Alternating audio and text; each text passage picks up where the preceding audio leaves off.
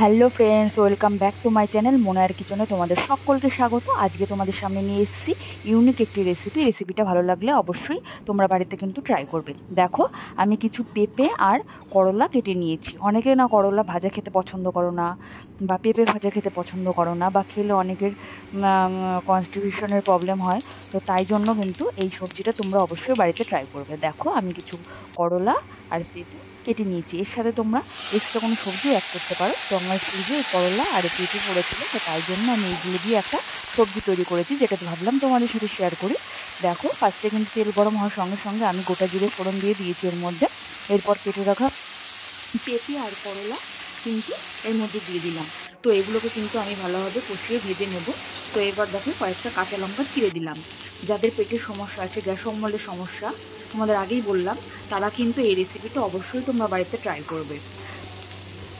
ভাজাভুজি খাওয়ার থেকে এই রেসিপিটা কিন্তু খেতেও খুব সুস্বাদু হবে, আর তোমাদের কোনো ক্ষতিও হবে না। তো এই দেখো, এরপর কিন্তু আমি পরিমাণ মতো লবণ আর হলুদ দিয়ে দিচ্ছি। দেখো, লবণ আর হলুদ কিন্তু আমি অ্যাড করে নিলাম। এরপর কিন্তু এটাকে আবারও বেশ কিছুক্ষণ আমি ভেজে কষিয়ে নেব। তো এটাকে আমি ভেজেই কিন্তু নরম করে ফেলবো। দেখো, মোটামুটি আমার ভালোভাবে কষে এসছে এটা। এরপর কিন্তু এর মধ্যে আমি একটু জল অ্যাড করে নেব। জল অ্যাড করার আগেই দেখো, একটু কিন্তু আমি আদার পেস্ট কিন্তু এর মধ্যে অ্যাড করে নিলাম। তো সেন্টটা একটু ভালো আসবে, খেতে ভালো লাগবে, ওই জন্যই পেঁপের সাথে কিন্তু আদাটা চলে। যাই হোক, পেঁপের শুক্তো তোমরা অনেকেই খেয়েছো, শুক্তো করতে গেলেও কিন্তু আদাটা চলে পেঁপের সাথে। তো যাই হোক, দেখো, এর মধ্যে আমি এক্সট্রা বলতে করলাটা অ্যাড করেছি, তো এটা শুক্তো টাইপেরই বলতে পারো। যাই হোক, দেখো, এবার কিন্তু আমি জল দিয়ে দিয়েছি।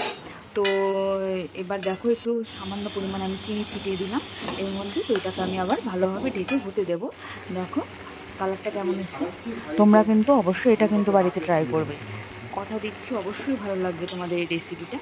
তো এবার দেখো, লাস্টে সামান্য একটু কিন্তু আমি জিরের গুঁড়ো এর মধ্যে অ্যাড করে নিলাম। আর কোনো মশলা না। আর লাস্টে কিন্তু একটু টেস্টের জন্য, যাতে খেতে ভালো লাগে, ওই জন্য কিন্তু আমি ধনিয়া পাতা একটু ছিটিয়ে দিলাম। তোমরা ধনিয়া পাতা চাইলে এটা অ্যাভয়েড করতে পারো। যাই হোক, দেখো, রেসিপিটা আমার রেডি। অবশ্যই ভালো লাগলে লাইক কমেন্ট করবে, আর সাবস্ক্রাইব করে বেল আইকন প্রেস করে দেবে।